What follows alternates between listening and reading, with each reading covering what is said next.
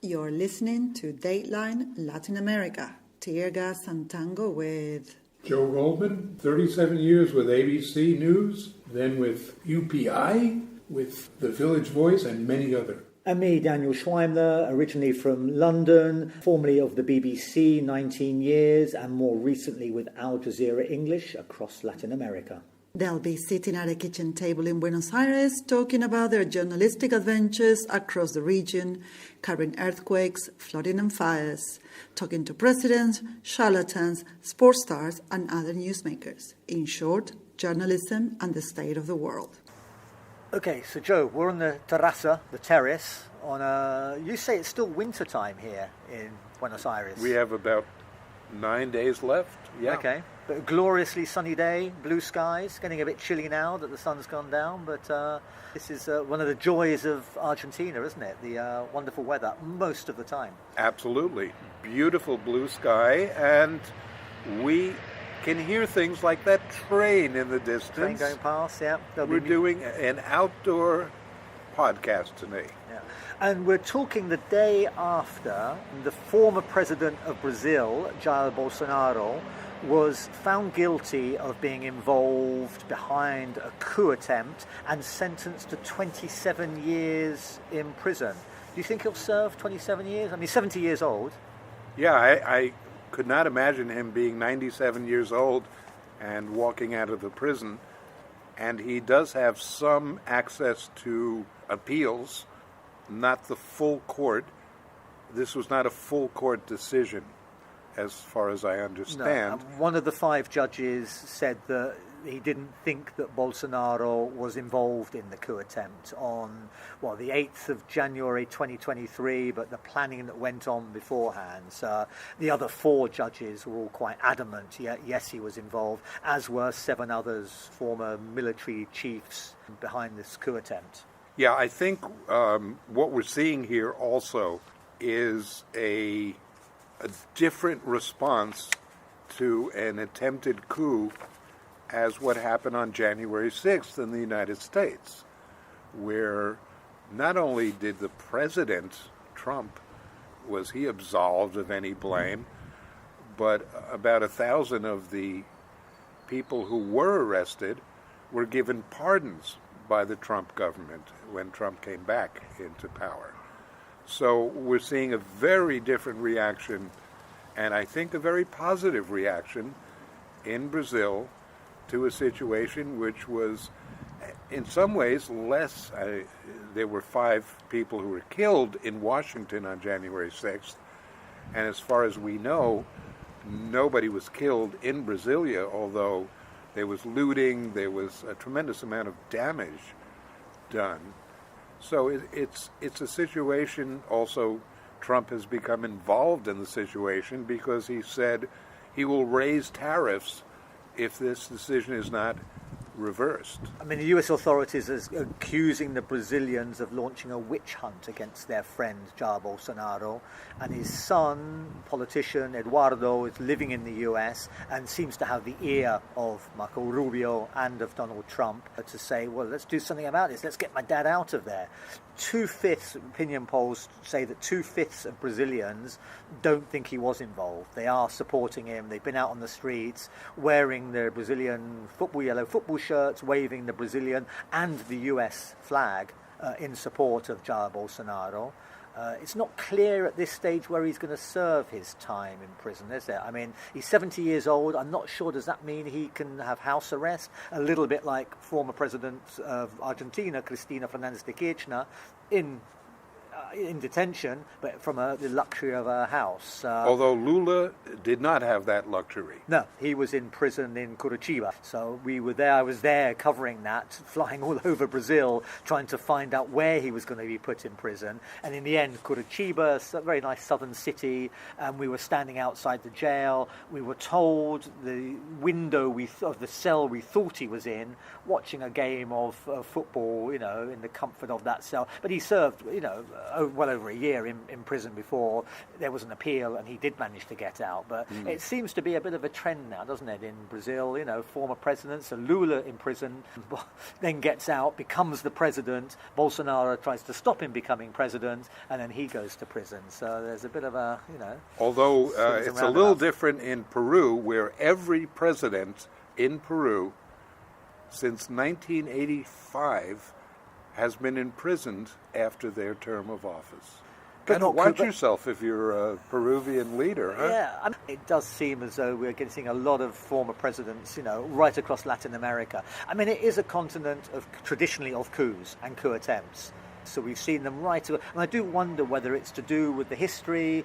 The countries in Latin America all fought for their independence from Spanish colonial or Portuguese colonial rule. Their armies, were victorious. Every plaza around Latin America has a statue of Simón Bolívar or San Martín or their chosen liberator in the middle of the usually plaza. Called the Plaza de Armas, at least in Peru or Ecuador. Yeah, or Plaza de Artigas in Uruguay.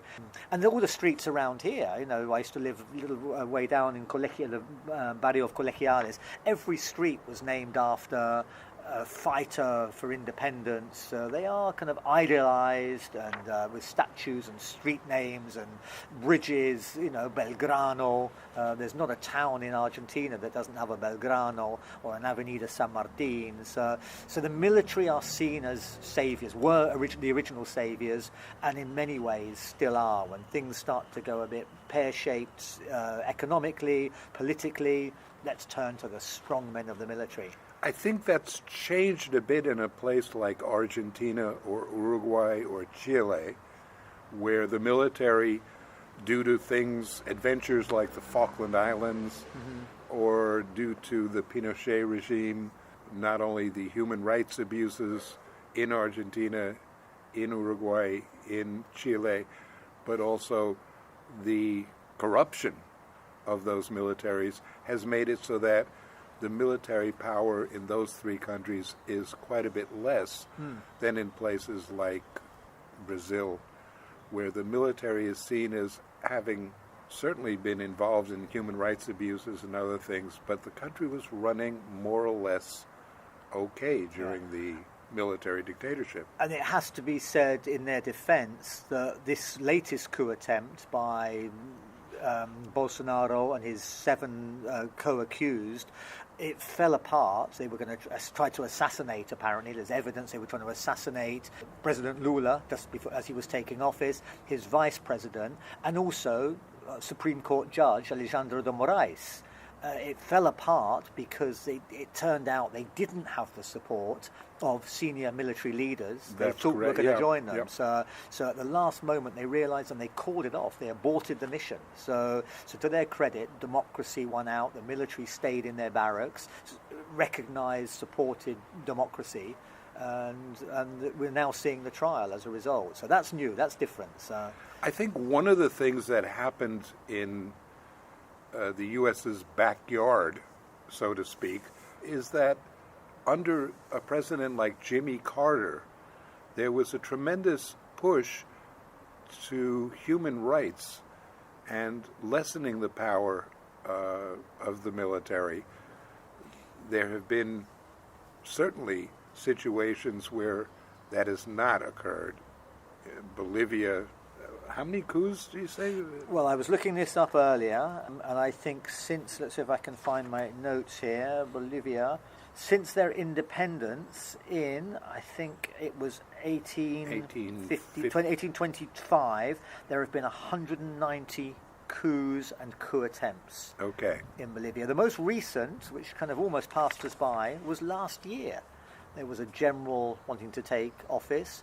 The former president, Evo Morales, came to Argentina, to exile, went to Mexico, and then came to Argentina, because he says he was forced out of office. I don't know if that constitutes or qualifies as a coup, but he seemed to think it did. So that, I think, counts. That was in 2019? That was 2019, yeah. He later went back to Bolivia and is holed up somewhere near to Cochabamba, trying to become the next president again in elections next month. So, right, and although he's not entitled to stand. Right, and he got 22%. Well, we don't know that they were all for him, but he got a whole group of people to not vote as a protest, and they could end up being very influential in who is the next president in Bolivia.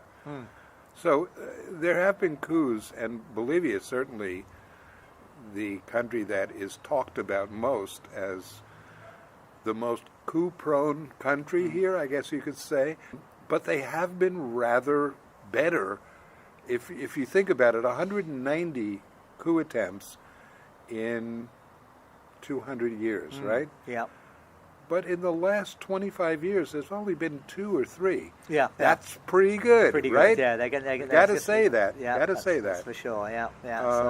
But even in recent years, we see, recent years in the last 30, 40 years, I mean, we saw Hugo Chavez come to power, a failed coup attempt, first of all.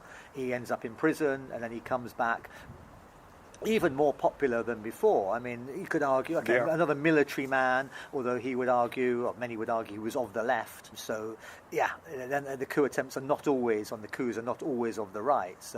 And we now have Daniel Ortega in the presidency forever. I can't remember when he wasn't president of Nicaragua. A left-wing revolutionary, now a dictatorial, authoritarian, anti-democratic.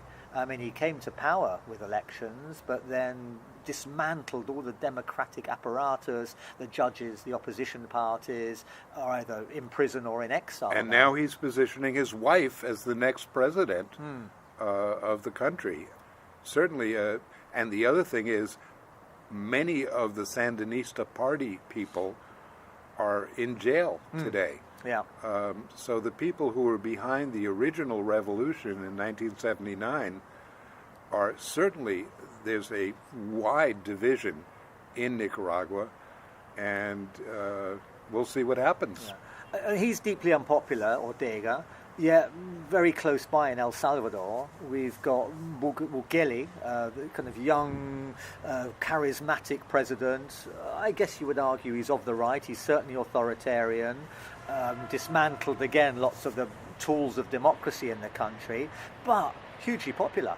I mean, he's fighting the drug gangs. He's, clamped down very hard. He's abused human rights. There's no doubt about that. He's shoved all his prisoners, some of them guilty, many of them not guilty, many of them not been tried, into these overcrowded jails, which the U.S. authorities have gone and praised them and are sending, the famous Secot prison. Exactly. Yeah. So, but I don't believe Bukele was ever a member of the military. No, that's it's a different kind of strong man. A more modern, maybe you can argue more modern. He's certainly charismatic. He uses social media to a large extent. So he's the modern face of, and much younger than some of the other leaders we've been seeing around Latin America recently. So, so it's a whole different ball game. But at the same time, democratic institutions not being respected. But as long as you have whatever it is, 80% of your electorate supporting you, how do you fight against that, given his abuse of human rights and his treatment of prisoners and treatment of the opposition?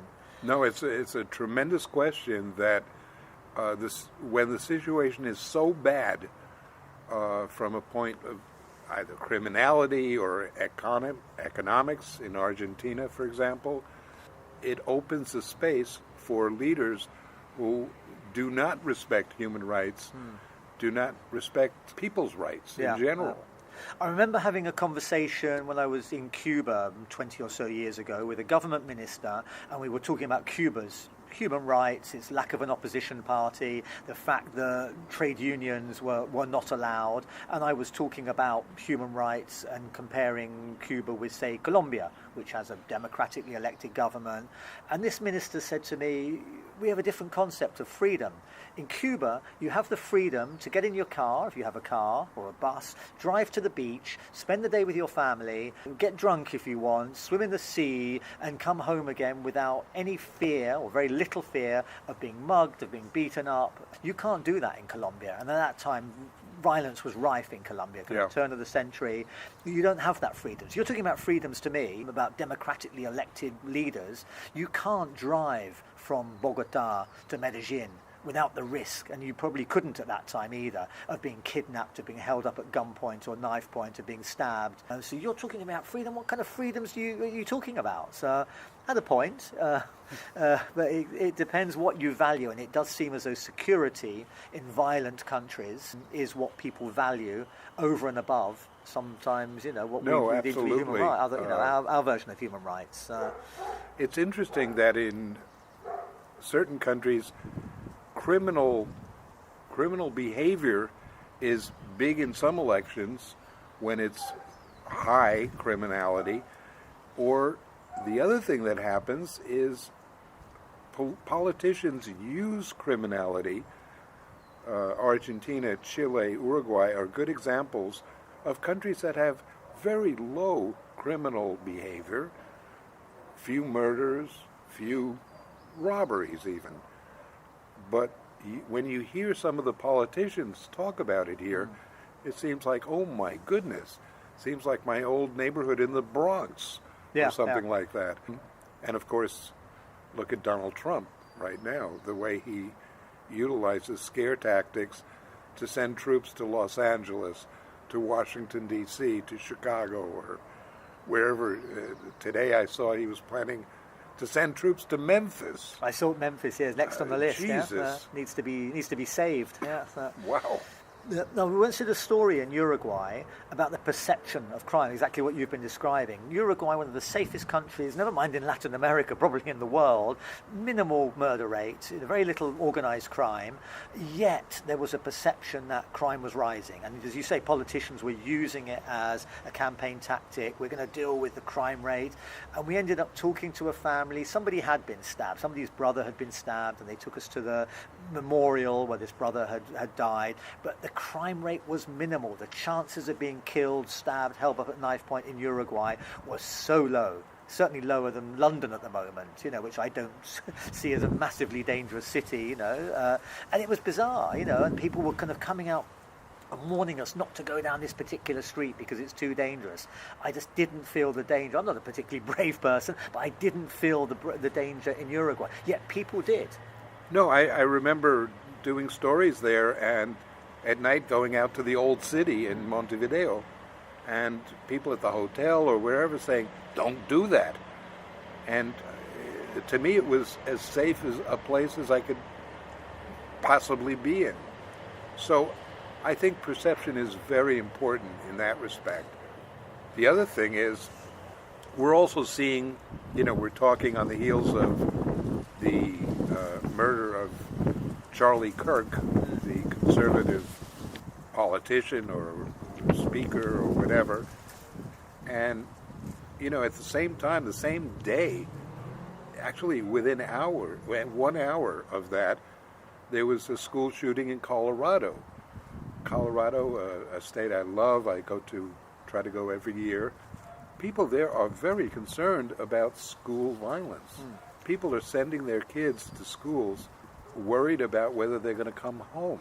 But with good reason, with the number of shootings in the United States. And ironically, Charlie Kirk was talking about gun control, I believe, the moment he was shot. So exactly, I have been talking about it. So there's a certain, very, horrible irony about that. I like to point out to people here in South America, when they start talking about violence and crime, something like school shootings just doesn't happen in South America. I can't remember one here. I can remember one in the UK in my lifetime, but I don't remember. There was one here in I think Bahia Blanca, a city down south.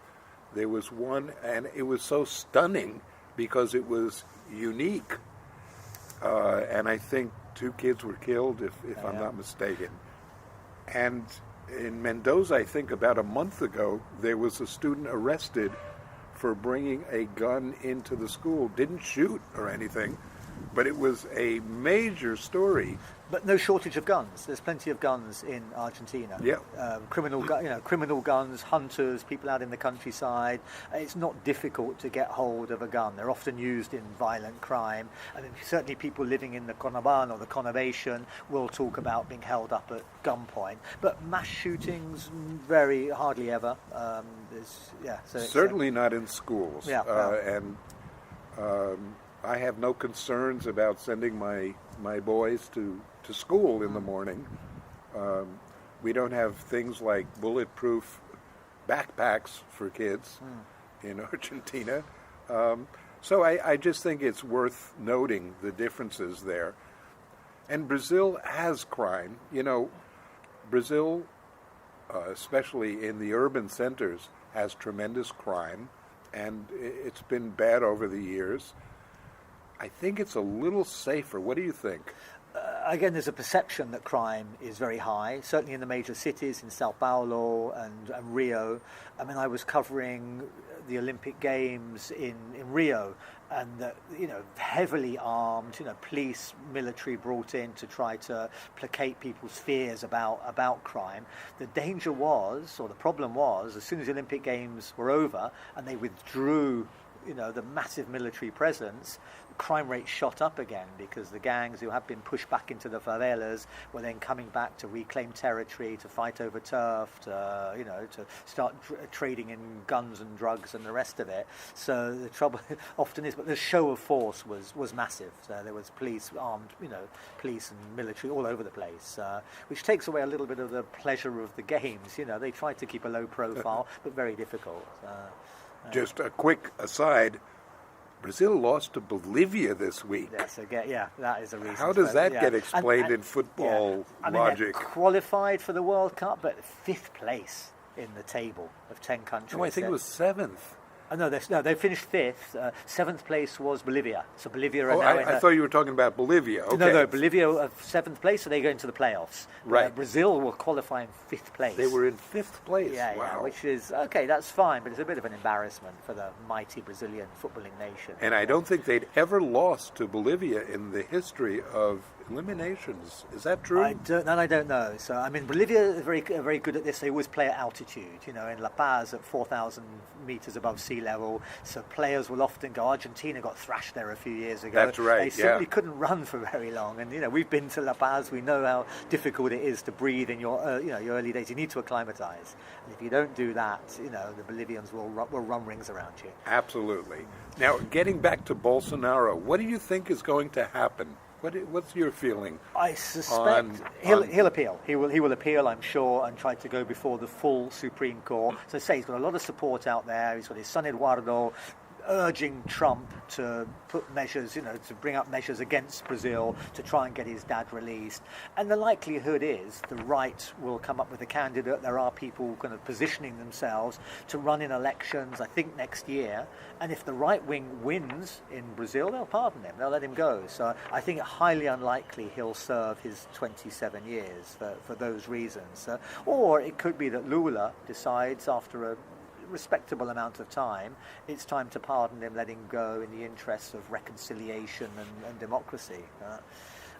It'll be interesting, but we'll be watching the appeals process and also watching what Trump will do to help his buddy.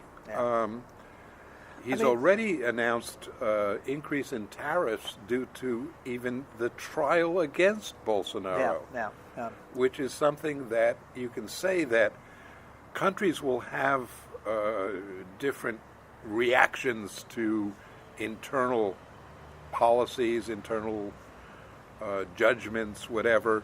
For example, recalling their ambassador or a protest.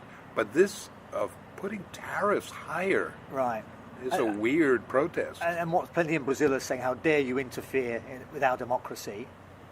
Just kind of bullying tactics. But also that democracy is very healthy in Brazil, simply because, there was a coup attempt, that's not good news, but the democratic process, the judiciary stepped in, independent of the government, of the politicians, and, as they will say, had a fair, free and open trial, and 4 out of the 5 judges convicted well, all 5 of them convicted the other guys, 4 out of the 5 convicted Bolsonaro. So that is democracy being shown, democracy functioning. So, Absolutely. And I think you see that in those countries, in Argentina, Paraguay, Bolivia, Chile, Uruguay, all these countries that had military dictatorships in, after coups in the 60s, 70s, 80s, value their democracy. I mean, the voting rates, in the years after the return to democracy were massively high. Okay, it's obligatory to vote, but people were enthusiastically turning out to vote. I think the longer we move away from the end or the return to democracy, the military governments, the less you see of that, the more authoritarian some of the leaders become, Milei being the obvious example. Although he got a bit of a kicking last week, didn't he? He sure did, Buenos Aires provincial elections. Which is 40% of the entire population. He lost by close to 14 points. Yeah, which was huge. Again, democracy in action, you could argue, the people having their say. He's been very quiet since then. And this is an authoritarian guy who doesn't much seem to respect democracy in many ways, criticising judges, trying to silence the opposition, silence the media. Yet he's been very quiet, put in his place or nursing a wound. I think, well, he's a very special case because of his, can I say, psychopathic tendencies? I think we can, yes. So I think what his reaction has been is he's had the rug brought out from under him. And I think he's dealing with the problems. His whole relationship with his sister, which is bizarre to say the least, has been undercut by this recent scandal involving her taking percentage off of drug shipments to government agencies. Really, his whole attitude of I'm fighting against the caste, the system, has really been thrown under the bus. Yeah. So democracy's safe in Argentina for now, I think. It was lovely last Sunday, kind of, wandering around the neighborhood and the lines of people outside the schools, the polling stations, and there is that kind of sense, la fiesta de democracia, so people going out to vote. I mean, I love the elections in places like Bolivia and Ecuador. All the food stands will come out, it's a real event. Whole families will go out to vote, take the kids along with them. There's bands playing on the street outside the polling stations. There's this real sense of the democracy being something to be celebrated, which I really like. Absolutely. I went to vote. I voted last week because I live in the province, and the vote was in the Red Cross Center. Okay. So I went there, and there were a couple of people there who could not, they were disabled, and you had to walk up a stairs, a huge staircase, to put your ballot in the box. And we complained, and they ended up changing it. But it really is such a civic, lovely tradition. And, you mentioned that it's obligatory. It really is not, because I've never heard of anybody being punished for not voting in Argentina.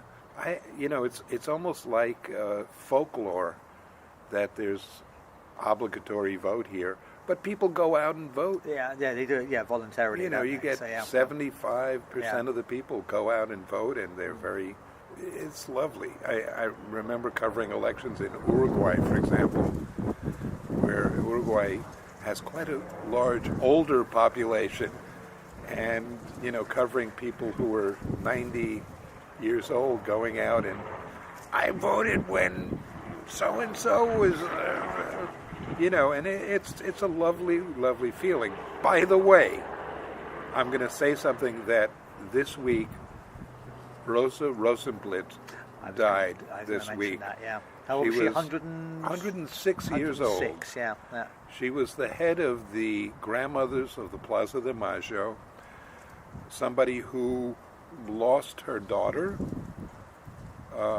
fought to find her grandson, finally found her grandson through the wonderful system that was put in place by the grandmothers and some really spectacular scientists to find these kids. She found her grandson in the year 2000, but she continued fighting with the grandmothers literally just about till her death. Yeah, they are remarkable people, aren't they? Unbelievable. Grandmothers, the abuelas of the Plaza de Mayo. Well, my question every year is, when are they going to get the Nobel Peace Prize? They deserve it. I mean, every year I expect them to be mentioned. Absolutely. And the trouble is, as you mentioned, she's just died, age 106. There's not many left, and the ones that are left are, We were talking with her daughter, her granddaughter, and her granddaughter and I were saying, Rosa lived literally stretching through 2 pandemics. 106 years old. Just amazing.